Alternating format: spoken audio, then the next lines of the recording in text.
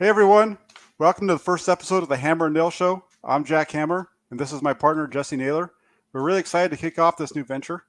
Our goal is to get down to the brass tacks of Flyers football every Thursday night and bring you guys all up to date with everything going on with the team. Jesse, how are you doing tonight? I'm doing fantastic, Jack. When I had you on my show a few weeks ago, I knew that we'd do it again, but I didn't realize that we'd be doing a weekly show. And so when you reached out to me, I was more than honored. I've said it a million times over. I think you are the smartest guy in 49ers Twitter. I learn so much from you every single time that I watch you either on Grant's show or do your own channel. And to be doing a weekly show with you is something that I'm definitely excited for. Thank you. No, that's really nice of you to say, and that's part of why I wanted to work with you too, because I've heard you a few times with Grant and watch your other shows, and you're always pretty spot on with a lot of the things you're doing. I like your style, so I thought we'd work good together. So, well, thank you. I appreciate it. Plus, the Hammer and Nails name, it doesn't get better than that. Right? It's perfect, nice and easy. Flows really good together. Yeah. So, for this first episode, I know we wanted to dive into free agency a little bit and kind of give our thoughts on where we were as far as. Let's go ahead and start off with our first topic being, who is your favorite signing so far in free agency? Oh, this one's tough because I talked a lot of crap basically saying that the 49ers shouldn't be going out and re-signing all of their own players because everybody is 30 years and older. We already had a team that was very injury prone, and to see us going out and signing the Verettes, signing the Trent Williams, signing the K1s, the Tarts, all those guys, it definitely was a concern for me. I've said it many times. We were the fourth oldest team in the league last year. And as of now, I'm pretty positive that we're going to be the oldest team in the NFL next year. And that's not necessarily a good thing.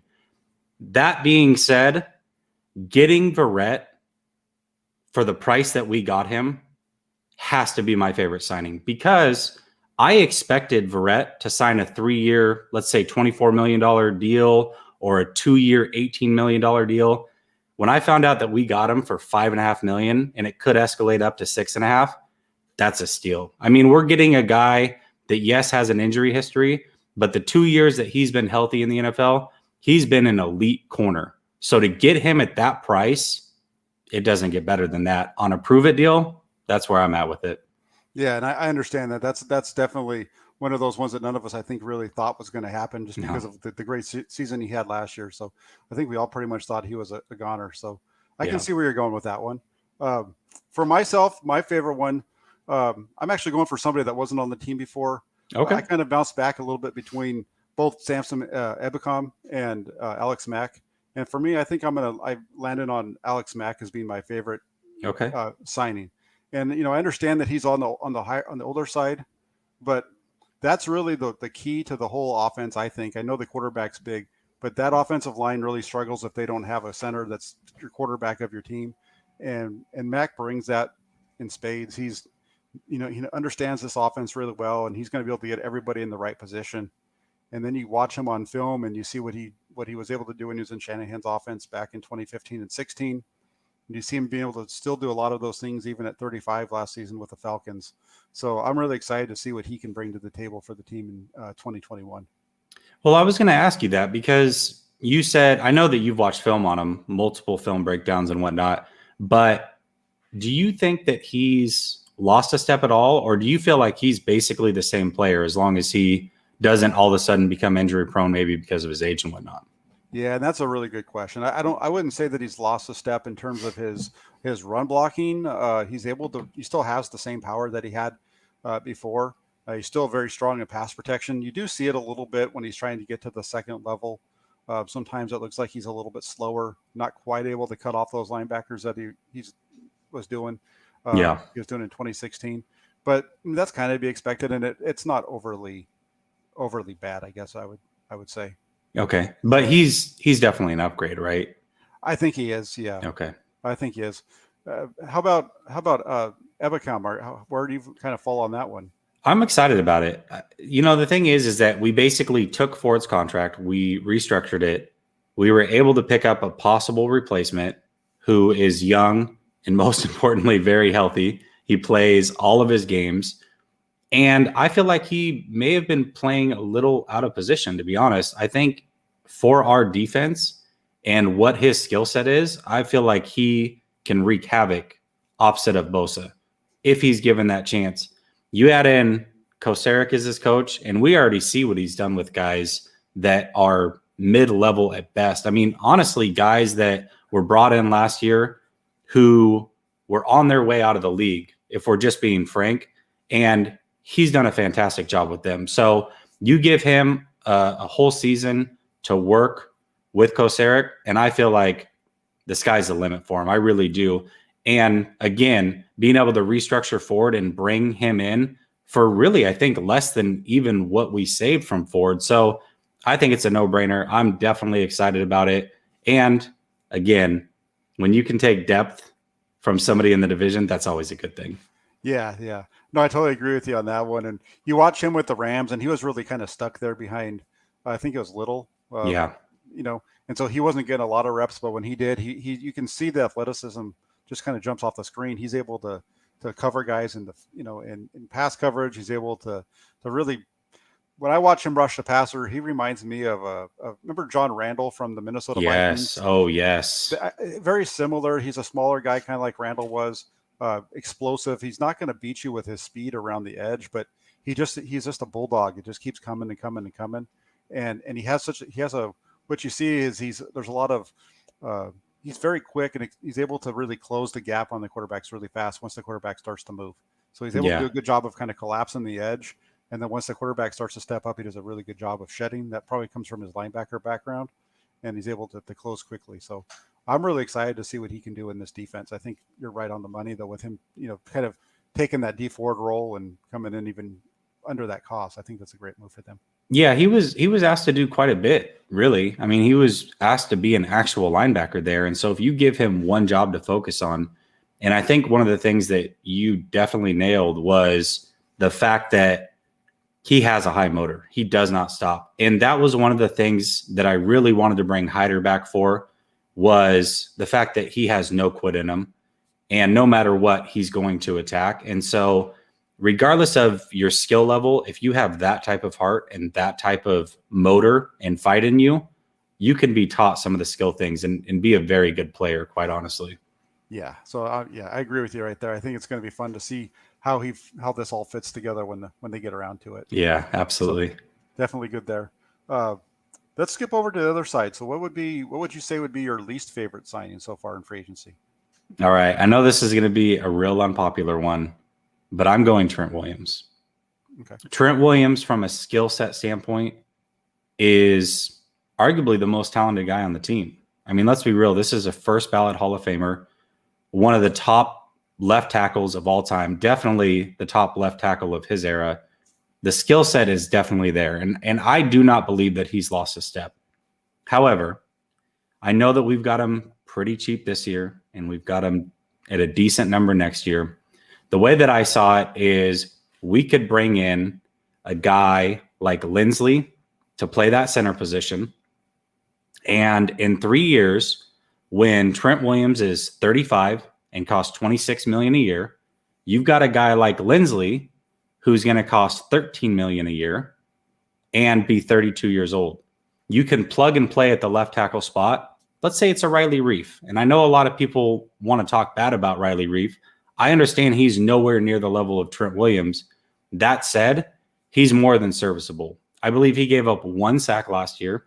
He only had 1 penalty. And if you pair him with an elite center, which I've always been under the thought that a center in Shanahan's offense is just as, if not more important than a left tackle is, I felt like answering that spot long-term was the way to go. So you think about it, a center is not always that important in every offense because a center doesn't necessarily always call out the blitz packages. He does in our offense. And so for me, getting that long-term is where I wanted to go. And then when I saw how cheap Lindsley was, and then to see Trent Williams' ego completely come into play, that he had to get $10,000 more than the next highest paid guy, that just told me all I needed to see. I love Trent Williams. I'm not in it for the amount of money that he's being paid. Yeah, I hear you on that one. I agree 100% on the fact that he's a really good player. You can't argue the talent of the player. He's very talented. He does a lot of things really well. I kind of agree with you on the structure too. That those first 2 years aren't bad. But once you get into year three, it gets really rough. You're looking at, I think, 26.3 million. I think it is that, Yep. roughly in that range. And even to get out of that is 19.3 on a dead cap. So it really limits you. And like you said, at that point, he's going to be 35. So kicking the can down the road might not be the best option to go that route. So you got to be nervous about that a little bit. That's what concerns me with that. That's why I've been negative on that signing. Not the player. It's just the money down the road. And I've been with you on the same kind of on that same track as you with Lindsley. I really liked him as a center. Mac was my second guy that I wanted. Yeah. And then going a little bit, like a Villanueva who has been a Pro Bowl and he's been a consistent starter, hasn't missed time in Pittsburgh. Probably not the best scheme fit, but he's pretty athletic. He used to be a tight end in college, if you believe it. Yeah. At one point. So, that's very similar to Joe Staley too. So that's kind of the route I was thinking. And the 49ers proved in 2019, if you remember, they didn't lose a game when Staley was out. They won 8 games, 7 games with just School. Justin School. Yeah. Yeah. Thank you. Picking me up there. Justin School was the starter for 7 of them, and he struggled in that Green Bay game, and they replaced him with Brunskill. That was really his only bad game of that. Right. And he played okay. This year he struggled against Green Bay again in the game when half the 49ers seemed like they were out with COVID. And he played good in the last game until right at the end when they knew they were going to be throwing the ball. So right. I wasn't of the mindset that they needed to pay somebody the most amount of any left tackle in the history of the NFL in order to be successful. So that's the only reason why I was negative on that one. Yeah, for sure. And, I actually brought that up. I'm glad that you brought that up because I think that's a great point. If you look at our line in 2019, when we had the left tackle issues, it really wasn't a problem. However, in 2020, when we had center issues, it was a major problem. And people want to point out that, well, Richburg was playing in 2019 and he didn't play well. If you go look at his PFF, I don't care what he individually did. To me, it's the fact that he kept everybody else in line. He's basically the point guard. So yeah, his stats may not look the best as an individual, but everybody else knew exactly what their assignments were because he kept it in order. And that's where the importance comes from. Last year when we didn't have that, that's when it fell apart. Trent Williams is a great left tackle, but he does not call out those blitz packages. And to me, again, the Shanahan offense, I think center is so important. Yeah, and I agree with you. And even when he got hurt towards the end of the year, they were still able to do okay with a different center. But that was because he had history with Shanahan as well. So it made for a nice seamless transition. This year he was out all the time. There was just so much juggling at the center spot. It just kind of threw everything out of whack. Brunskill's practicing at center in training camp, starts right guard in week 1. He's bouncing all over the place. Just that continuity just wasn't there. And that group, you're right. That group needs to have it. Yeah. So I'll jump over to my least favorite. That's going to be kind of funny because my least favorite I had Williams on one of my list, but the other one as well is actually Jason Verrett. That signing is actually one of mine, just because, and mine is exactly part of what you mentioned. It's the injury factor. He hasn't been able to stay healthy, and he was terrific last year. Take nothing away from him at all. He was excellent. He was part of what made Saleh's defense work so well because it allowed Saleh to blitz more often than he had in the past because of his ability to play man coverage. I'm just nervous about him being able to stay healthy for, he only played, I think, 13 games last year too. So I'm a little nervous about 17-game season and his ability to be available all season long. And for me, the guy that I wanted to see them sign was actually Desmond King. He used to be a Charger. And then very good corner. Yeah, and he was traded to Tennessee. He signed a deal, I think it was $3.5 million for this year. So he was a little bit cheaper as well. And he was an All-Pro in 2018. So, and he's a guy who hasn't missed time. He's missed 3 games over the last 3 seasons or somewhere along those lines. So that was the one for me. A little off topic. Do you know what K1 signed for? I haven't looked that up. Do you have any idea? I know. I was looking those up today for an article that I wrote on on Garoppolo and the salary cap.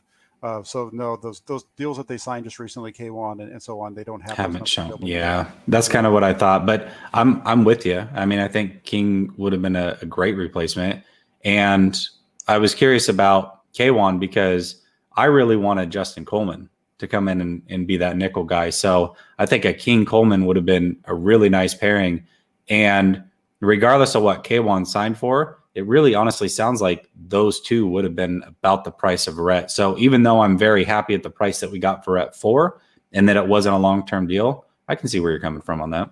Yeah, it was, that one, it's not even about the money, really. It's just about because I think King's going to be able to play the full season, and he's going to, he might not even, he might not be as good as Jason Verrett, but he's a pretty darn good player. He's, like I said, he's been an All-Pro, and he's going to be there week in and week out. Yeah, that's true. Good point. Yeah, so that's kind of where I was on that one. Kind of spinning off of that, we kind of gone over free agency for the most part. How about your overall grade? What are your thoughts as far as how have the 49ers handled this period so far? We're about a week and a half in. What do you think what would you grade them at so far? Yeah, so I know that 49ers Twitter and really 49er Facebook, all the 49er fans wanted all of these guys to come back. Let's be honest. You know what's on your team, okay? So you are going to value certain players because you see them week in and week out, and you think that they are the best at their positions or they're the best fit for this scheme and what have you. So I understand where they are coming from. But for me, I pointed it out very early on when I was talking about Verrett, the fourth oldest team in the league last year. We just brought back a bunch of 30-year-old corners. We signed a 36-year-old Alex Mack. All of our quote-unquote young, talented guys are now a year older. We are going to be the oldest team in the NFL. I don't think it's going to be close. Last year, no team had an average age of 27. This year, we're going to be closer to 28, if not at that threshold. That's a big jump. And I know that you think at 27 may not be that big of a deal, but in football years, that's old for a football team. So with that being said, Tart kind of put me over the edge because, again, we got him super cheap and he brought it up for me. I had us at a C+. After signing Tart, I've got us at a B-. B-. Okay. You're a little bit higher than me, actually. Really? Okay. Yeah, I thought I was being harsh. No, I don't think you are. When you look at the team, when you look at what they've done, they haven't really added a whole lot of guys. It's pretty much the same team as last year. The only guys they've added are, to the starting roles are going to be Mac at center, which is a big addition, as we talked about. Ebukam is a big addition as well, but he's really given them the same kind of thing they had in 2019, right? So they're both really nice additions, but beyond that, it's pretty much all their normal guys. And I kind of go along with you, kind of what you were saying there about the age. So age is an issue for me too, because I had mentioned that recently as well, that it just seemed the Niners got old really fast. Yeah. And they're definitely on the older side. And it just seems like these guys want to keep their core together and not risk getting, possibly better with other players. It seems like you're right. And for me, it's really, look at what happened in 2020. The reason why they struggled so much was because of the injuries. They lost Tart for half the season. K'Waun Williams missed 4 or 5 games, whatever it was. The running backs were getting beat up all the time. Their offensive line struggled with injuries. Mm-hmm. And they're bringing back all these guys that were injured. Yeah, you're right. You're right. The guys that they're bringing back are the injured guys, and it's weird because when free agency started, they brought in Ebukam, and the first thing that everybody said was, "Oh, it looks like he's played all of his games. They're making health a priority." Yep. And then the Alex Mack signing was kind of the same, but once that got done, then it started to become all the injured guys again. And yep. As great as Tart is, I'm not going to ever argue that he's not a good player. He makes such a difference on the 49ers when he's available. For sure. But he's only played 2 more games than Jimmy Garoppolo over the last 3 years. So what are you really expecting to get out of him? You can't really get super excited when you don't, right, when the guy's not usually able to stay on the field. So you're right. For me, I'm going with the C+. I think they have a chance to be a better team than last year because of the center situation. That's huge. I thought that was a huge problem for the offense last year. And I think Ebukam is going to help them out. But beyond that, I'm nervous that we're going to see a lot of the same issues that we had in 2020 come up. Yeah, absolutely. Well, I have to say this because I'm paying attention to the chat, and I said that you're the smartest guy on 49ers Twitter, and I think your fans are probably right there as well, because I haven't seen one negative comment. They all agree. Fog City Niner 541 says, when does Shanahan run out of guys he's played before? C-, too many injuries. Leaving says the Niners are getting older. They're unsettled at quarterback. I actually thought I was going to be the pessimistic one, but it seems like I'm the positive one. That's crazy. and what's funny is I don't think either one of us are overly pessimistic. Right. I think it just comes off that everybody gets super excited when they see these guys get brought back. They do. And I get it. And I try to take a little bit more of a measured approach to it, because really, how much better are you getting when you're just returning the same group from a team that went 6-10? You went 6-10 for a reason. The big reason was the Garoppolo injury and injuries elsewhere, and you're not doing anything to adjust that. You're bringing Garoppolo back, it seems like, and you're bringing all these guys back that were hurt. So it's going to be interesting to see what happens moving forward. Yeah, and it's tough. I mean, especially as a fan, your job is to root for the team. And, I've said it a million times, but my job is to root for the team that's on the field when the season starts. But in the offseason, I absolutely can criticize what's going on, because there was different things that I wanted to see. It doesn't make me less of a fan, but you have to be able to remove yourself from that and just be real honest with the situation. Do I think this team can win a Super Bowl as is? Absolutely not. And I think that a lot of Niner fans, unfortunately, do feel like that we can win a Super Bowl. Not only do they feel like we can win a Super Bowl, but they're like so optimistic that they believe we're favorites to do so. And I can't go. I can't do it. Yeah, I wouldn't go as far as saying favorites to win the Super Bowl. I think they have a chance to maybe, battle for that, to get there. Yeah. To reach the playoffs. But yeah, they're not, I wouldn't say Super Bowl favorites and whatnot. I don't really see it. I went into 2020 thinking that they were going to be a playoff team, but they were going to be a wild card team. They weren't going to be as high as they were the year before. 2019, when you look at 2019, so many things broke right for the 49ers. Pretty much everything broke right. When you look at the quarterbacks that they went against, they missed out on Roethlisberger. They missed out on Cam Newton. Yep. They got lucky in the season opener because they played against Jameis Winston, and he threw 2 pick sixes to help them win that game. Yeah, you're right. I was at that game. There you go. Right. It wasn't looking good for us. I can tell you, I was very nervous the whole time. Yeah. So it's a C+, and we'll see where we go from here. I think we still got the draft ahead, and I'm really hoping that they pick up some guys there that are going to make a difference. I feel pretty positive about the draft coming up, or at least I'm excited about it. Looking forward to see how they kind of round out this team. Yeah, I'm very excited too. This was one of the off seasons that I was like, I don't know how they're going to get it done. I don't know what they're going to do. I don't know what the direction is going to be. I don't know how they're going to sign the people they want to sign without getting rid of Jimmy. And to Parag's credit, he figured it out. But again, Shanahan gets in the way a little bit. It sounds to me that Parag was willing to let Trent walk, and Shanahan just wouldn't let it go. So here we are. Yeah, that's what it sounded like as well from what I've heard. And sometimes you got to let guys go that you're and be willing to take that risk and know that you're good enough to bring somebody else in that's going to replace them, and you can coach around them. Absolutely. We kind of touched real quick there on the draft, and I wanted to kind of step into that a little bit if you're up for it. Yeah, absolutely. When we get into the draft time, you hear a lot about player X has this upside, or things like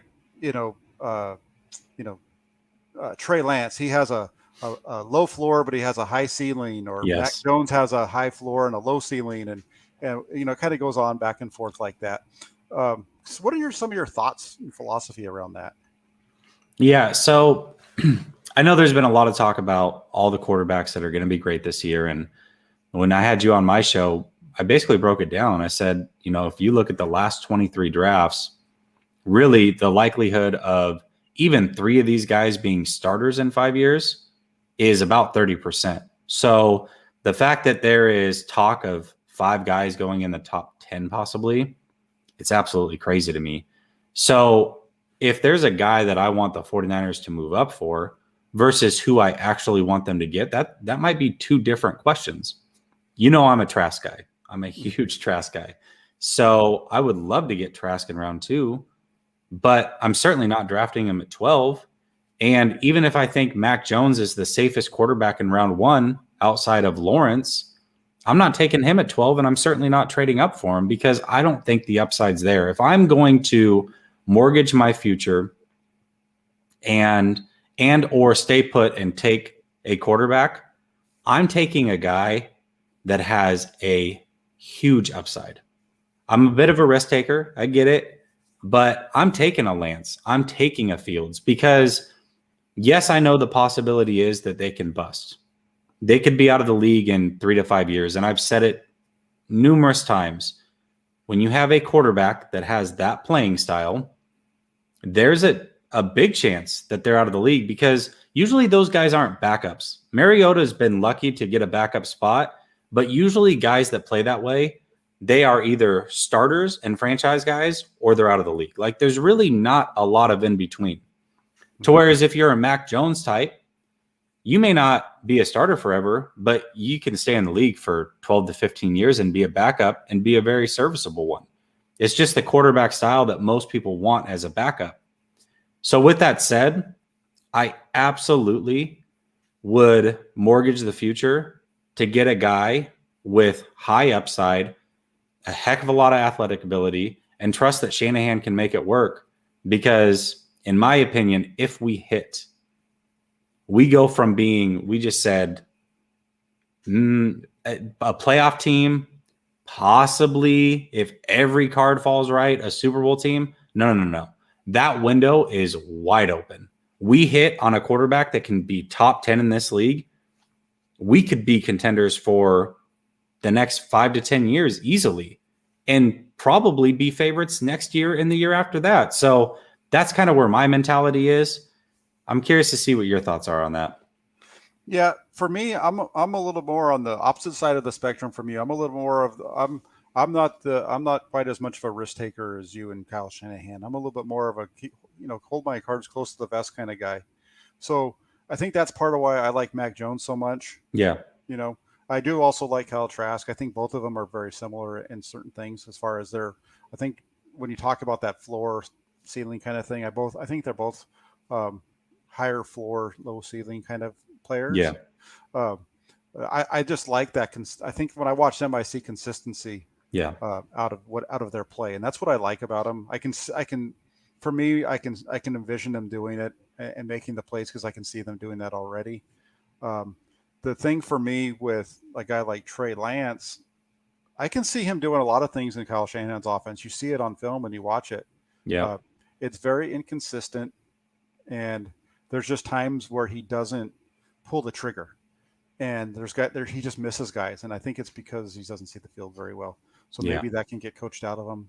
I'm not sure. So for me, I'm a little bit more on the not so risky side.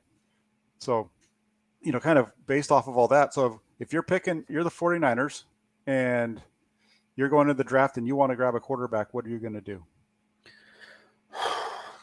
I mean, me personally, I'm going to wait till round 2 because I feel like guys like JC Horn can be there for us.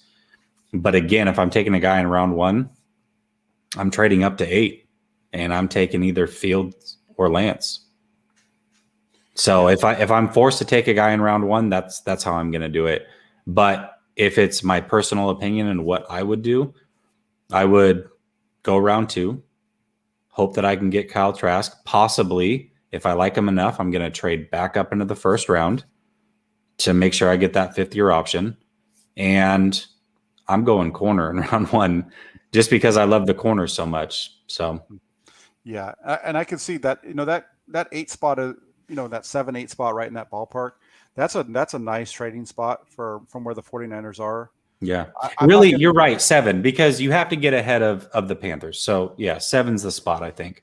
Yeah. Cause I saw a mock draft the other day where they trade up to 9 and I had written about that, but I can see going up to 7. Yeah. If you look at that, and the reason I say that, I don't really want to be a guy I don't want, if they're trading up, I don't want to see them trading a bunch of picks away.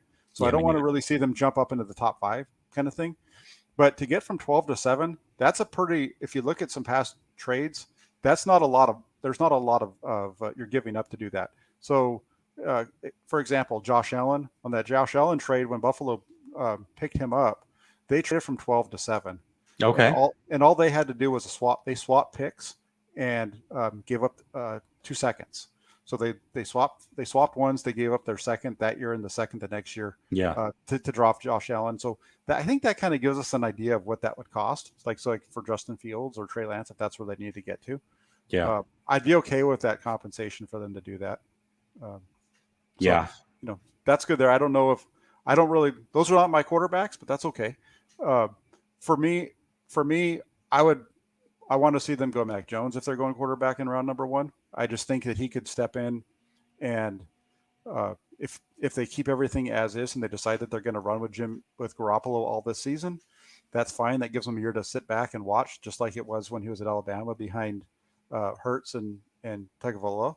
Yeah. Before he finally got to play. So I think that would really help him out. If they don't go that direction, I agree with you. On the J.C. Horn route, maybe trading back. There's some good corners in the middle rounds too as well. There might be a chance where they grab a couple of them, And if I'm going quarterback after the first round, so Mac Jones is off the board, I'm going to be drafting Davis Mills out of Stanford. Yeah. I think he's a guy that the 49ers are going to like. If you watch him on film, he does a lot of this, a lot of the things that Shanahan wants him to do. He's a Stanford guy. We know that John Lynch loves Stanford guys. Yeah, he's a Stanford guy as well. But he's athletic too. He's one of those guys who's kind of sneaky athletic. He doesn't look athletic when you watch him on the field. And then Stanford always makes their quarterbacks wear those knee braces, so he looks like this big lumbering guy with his big knee brace on. But when he has to move, he moves really well. Yeah, and he has a pretty good arm, can hit all over the field. He's a guy that I would see. You keep Garoppolo, and he definitely needs a year, maybe 2, to develop because he just didn't play enough at Stanford, I think. Yeah. So well, Lee actually asked a question that I was just going to ask you. Do you think so? You said you're willing to move up. I know that you love Jones. Are you willing to move up and take Jones, or are you saying, hey, if we move up, it's got to be a Fields or Lance type player? Yeah, no, I actually wrote about that on Monday because there was the mock draft from one of the guys, I think at ESPN, had mocked Jones to the 49ers at 9. So there was a slight trade up from 12 to 9. I would make that move up for Jones if that's what I need to do in order to get him, because I think he's good. And if I'm with the 49ers and all those other guys are off the board, and I know that that's the guy I want, I feel like I got to trade up. I'm going to trade that up because I'm only going to be giving up a second. Maybe. Yeah, that's not going to be a lot at all. If you had to move up for 7 for Jones, I just want to gauge how much you like Jones. No, I'm not going to jump up to 7 for Jones. Okay, I really like him, but I don't think you have to do that. I played around a ton yesterday with the mock draft simulator for Pro Football Focus and PFN. Yeah. And you kept getting Pitts. I kept getting, I couldn't believe, and that's another guy, that if he's sitting there at 12, it'd be hard to pass up, man. Yeah, I think he would. I think that the 49ers would be smart to jump all over that guy, given some of the things that we've seen from them in the last year, just last offseason, how they were constantly looking to upgrade that second tight end position. Right. I think you get him, and you got a guy that's your second tight end, but he's also your third wide receiver because that's really who he is. He's Shannon Sharp. He's Shannon Sharp, and Shannon Sharp played for Mike Shanahan in Denver. So before he went to Baltimore. Well, for my money, there's a guy named Alex Rollins NFL who puts together great content on YouTube. I think everybody should watch him because he knows what the heck he's talking about.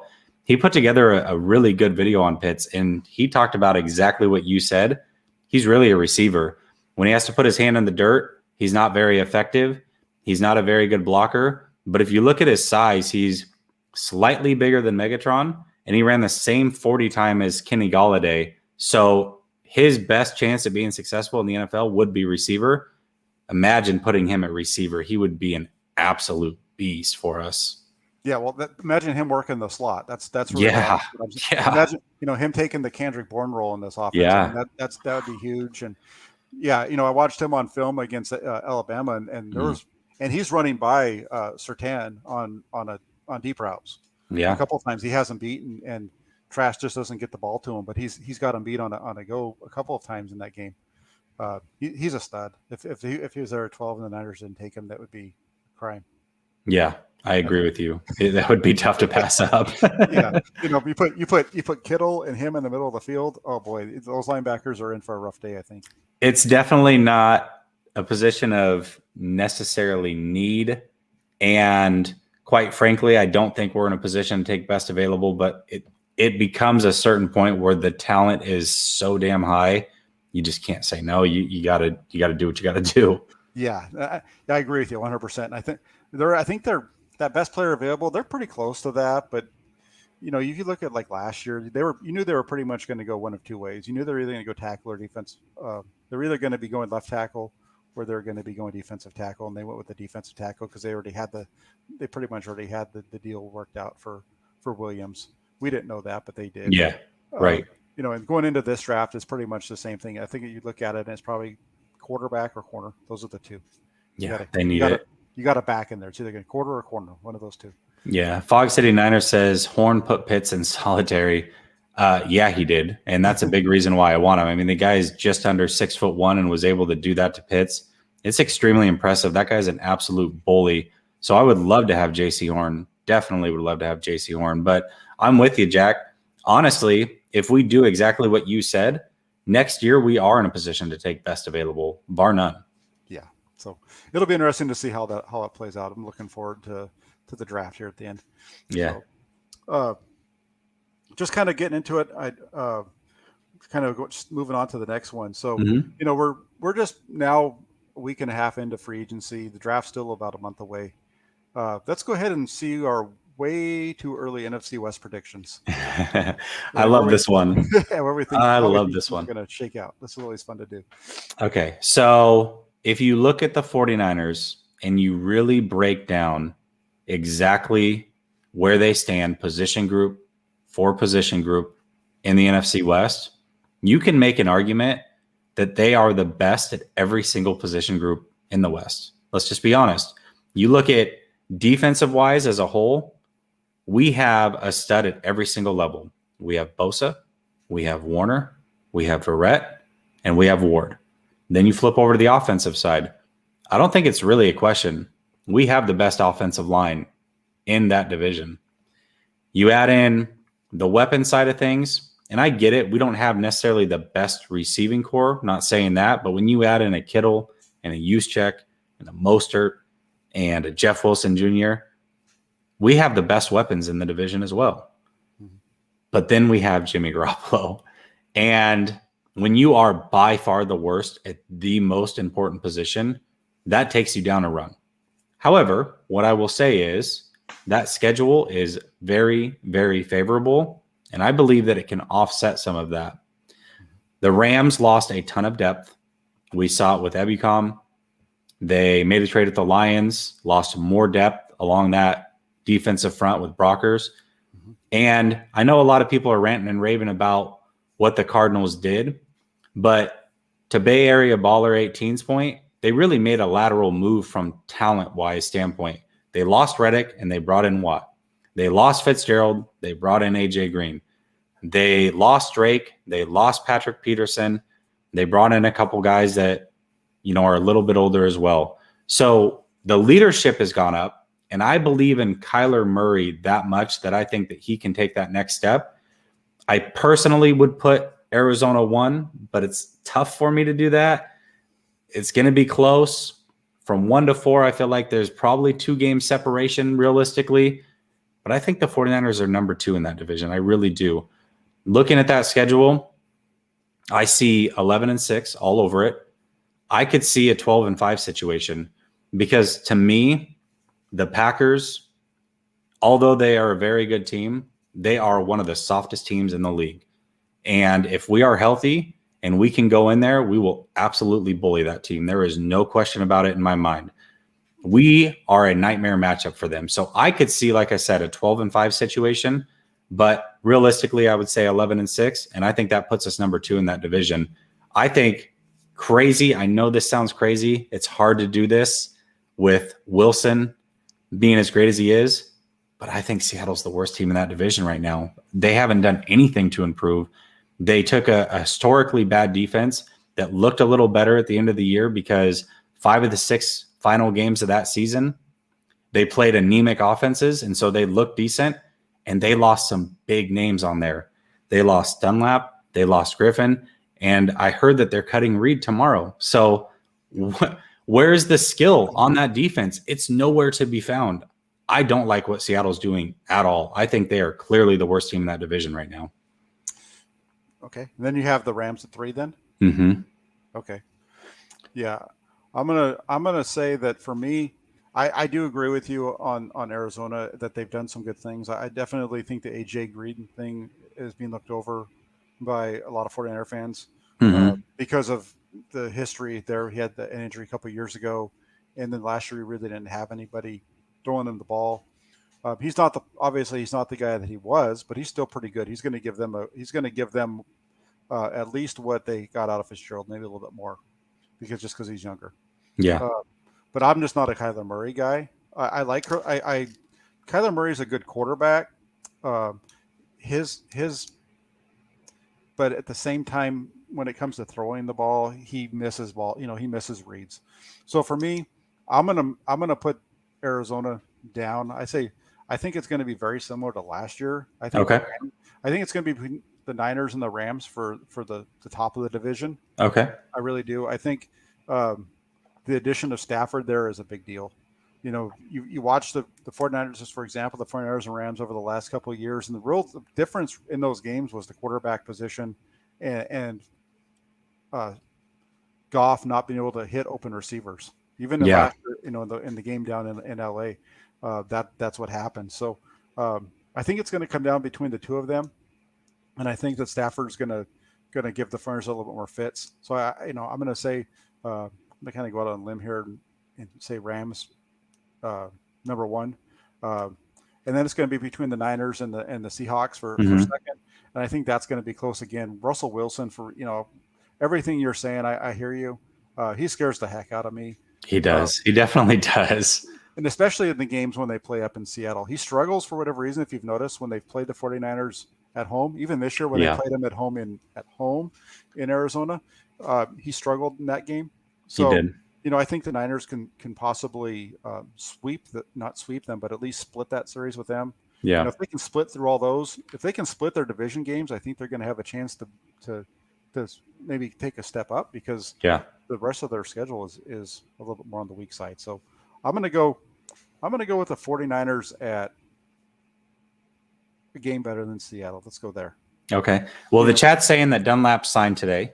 I did not realize that. I was looking it up earlier, and I knew there was a possibility, and I guess that might be why they cut Reed, but I don't think it's enough. I mean, I feel like they've taken major steps back, and I mean, quite frankly, outside of Wilson and those receivers, I don't see a lot there that scares me. I just really don't. They're definitely better with Dunlap, that's for sure, but I still think they're fourth in that division. And to your point, that schedule, I think if we go 3-3, like you said, we can easily go 7-3 with the rest of that schedule. I think that's a definite possibility. Yeah, I think that's kind of where I would lean to. And I think when you look at it, the one thing about Seattle, the one move that they did make that I liked, is I do like Witherspoon going up there because of the way that they play defense and their way that they have their corners play physical. That's really when Witherspoon's at his best, is when he's able to really get up on top of the receivers. He's one of those guys who doesn't seem to play well in space. So I think he's going to be a guy that's able to step up in there and play really well for them. On the quarterback side, I hear you as far as the Garoppolo thing.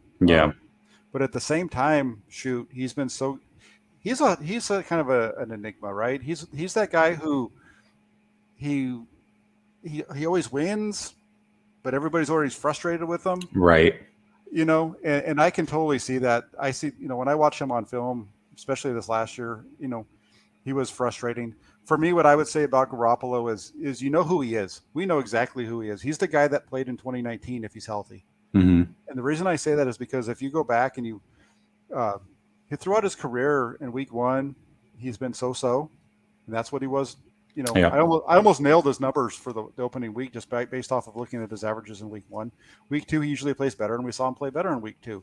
And then he got hurt, and so he was out. So I'm not as I think if he comes back and he's fully healthy and they really are going to stick with him, he's going to be the worst quarterback in the division in terms of stats and those kind of things. But I think he's going to surprise people.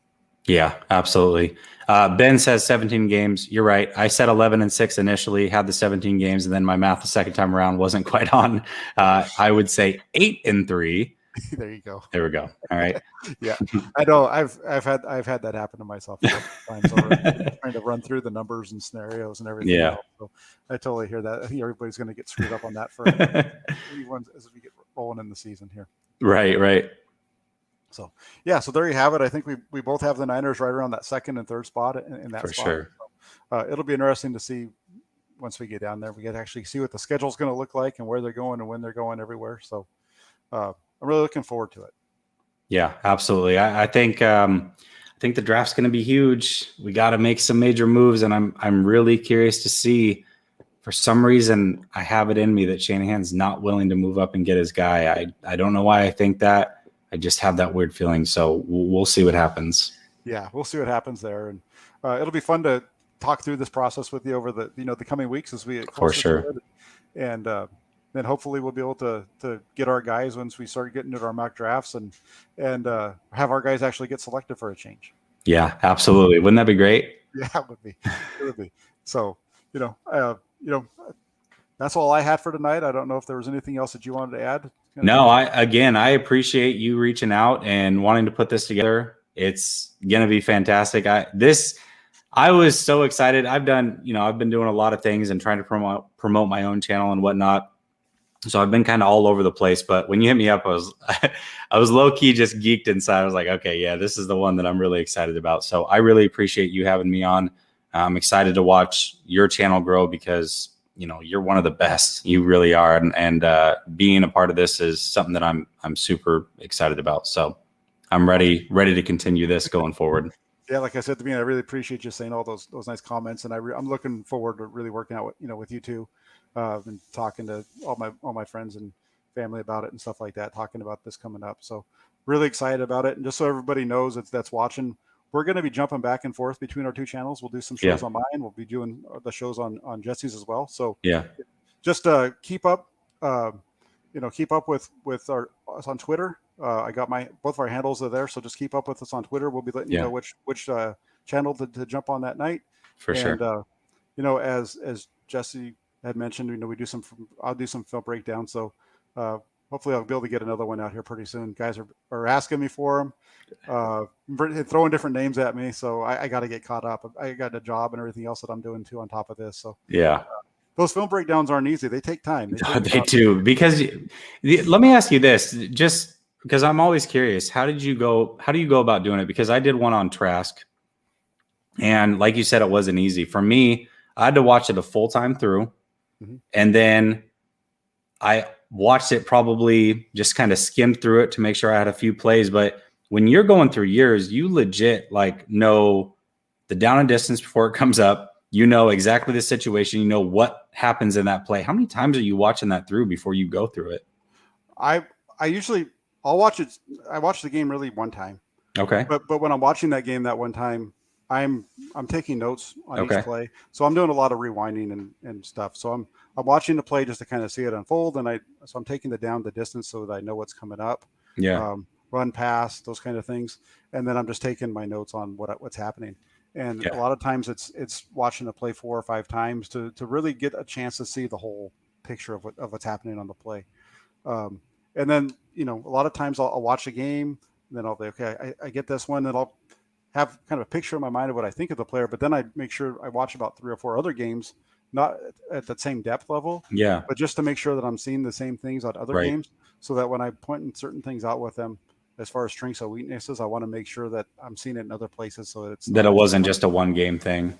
Yeah, and so like on the Mac Jones one, that's one like I kind of explained it because I did a second breakdown on him with Auburn, and that's the game where got me really excited with him. I watched a couple of his games from this year, and I was, that's pretty good. But then I went back and watched his game against Auburn, and I was like, oh wow, this guy's doing this in his second start in SEC. This is high level play. Yeah. So. For sure. Well, I just want to kind of point that out. So everybody in the chat, if there's a specific player that you want him to break down, if he breaks it down, do what you can to plug the heck out of it and get him some views. This is how guys like him and I are trying to make a living. And so if he's going to spend 3-4 hours before he even goes live to break it down, definitely give him some love on that. So it's not easy to do, for sure. And to be honest with you, college film is so impossible to get your hands on. Go try it. I mean, you can get your hands on an all 22 film for the NFL pretty easily, but college it's not that easy. So yeah. And as Jesse said, if there's a guy you want to see, hit me up on Twitter and let me know. I'll take a look at it and do my best to get to him. Can't promise you, but I'll do my best to take a look. So I really appreciate it. All right. Thank you, Jack. We'll see you next week, bud. Yep. Thank you, Jesse. Thanks, everybody.